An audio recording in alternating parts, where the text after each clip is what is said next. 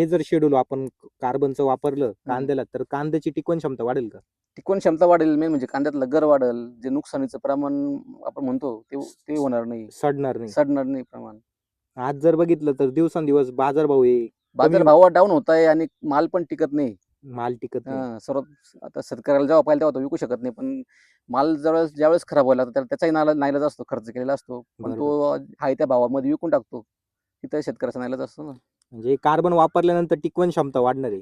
काय होईल, कांद्यातला गर वाढल. घर वाढ गर वाढला म्हणजे तो त्याची टिकवण क्षमता वाढते ना थोडी. म्हणजे वाटेल तेव्हा विकू शकतो कांदा. किपिंग क्वालिटी म्हणतो आपण त्याला, ते एकदम चांगली होती त्याची. आणि रासायनिक मध्ये सध्या काय काय समस्या राहिल्या? रासायनिक मध्ये काय होतं, कांदा थोडस जरी वातावरणामध्ये बदल झाला 100% तुमचा कांदा लागणारच आहे. आता उन्हाळा कांद्याचं बोलतोय मी, बरोबर. तो लागतो 100% कांदा. आता आमचा स्वतःचा हेतू मागं रासायनिक होता, लागून गेला, नाईलाज होता त्याला. हो ना. थोडं जरी उष्णता येईल, काय आलं, थोडीशी किपिंग क्वालिटी चांगली असेल ना, तेव्हा थोडं आपण म्हणतो ना, कांद्यामध्ये थोडा दम मारतो तो. बरोबर.